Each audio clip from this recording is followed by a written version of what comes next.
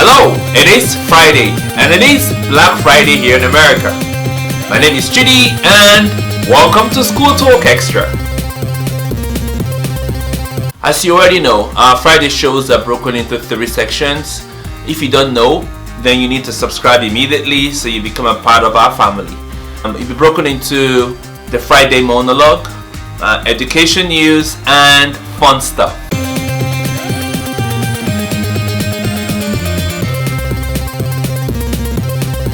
As a parent, it's often hard to see your child cry when you say no because it breaks your heart. Now that doesn't change, it even gets more challenging in their teenage years because at that point they don't just cry, they actually make a very decent argument as to why you must not say no. Now this is very challenging for parents, and I've had the opportunity to speak to quite a few parents in situations like this. And my advice is always, it's fine to be vulnerable to your children. Just say, no, sadly, you won't understand my explanation. In the same breath, I also say to parents, make sure you're not the no parent. So look for other ways to show your child that you actually do love them. Because the fact that you said no to this doesn't mean you've said no to everything else. But it's very important that you stand your ground and wait for maybe when they get to their 20th birthday and they will say, thank you, now I understand. Without being biased, the biggest news in education this week is the release of the first part of my 3 series on bullying, and you can watch the first part using this information. So go on YouTube and just type in School Talk channel and look and you find the bullying video there. It is a must see. Anyway, that apart, as I was doing the research on the second part of the bullying series, I found this video online of Prince Williams. What he did recently, he just threw himself into the issue of bullying in schools. It's actually amazing to watch. And it reminds me of parents that I talk to very often, and they say, oh, bullying is not a concern for my children, they are fine. I just laugh because the reality is that 90% of those parents are not aware, they're completely in the dark of what is going on in their child's life. Because bullying, and cyberbullying in particular, would affect almost every single child to different degrees. But to say you're not going to even think about it, talk about it to your children, know about it, do your research for yourself, find out what is going on, be engaged, that is just not the way to proceed. You know, Prince Williams is as royal as it gets, but I think he understands that cyberbullying does not, no one is immune from it. The child that taught in England that cried into class, or the young student in Nigeria that walked into my office because lies have been said about her online. Bullies have no restriction, and technology gives them a platform where they feel more comfortable. They don't need to see you, know you, hear about you, or even care to ask your opinion about the issue before they spew things online.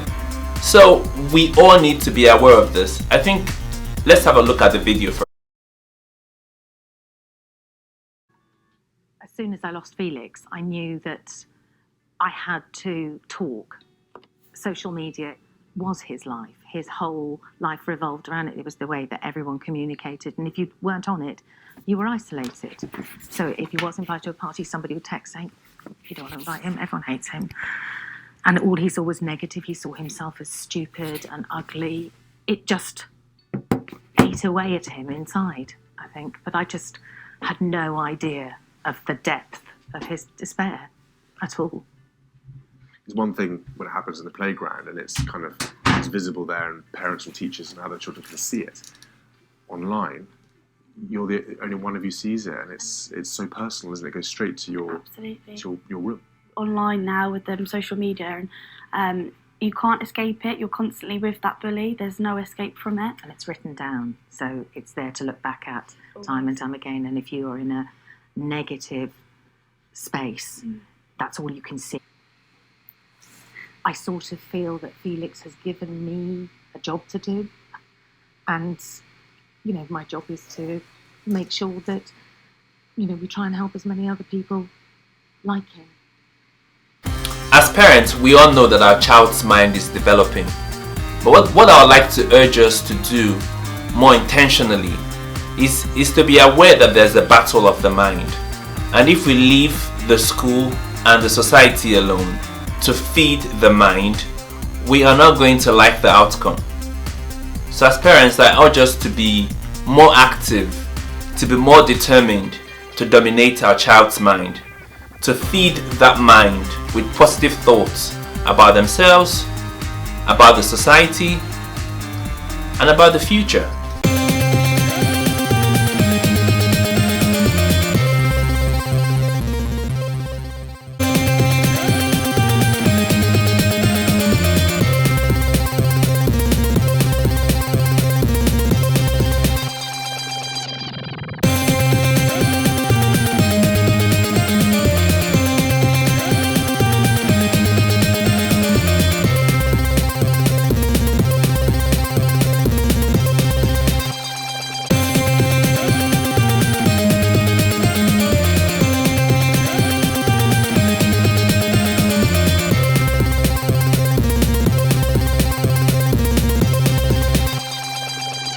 Thank you very much for watching this video. We appreciate your time and would encourage you to please subscribe to our channel.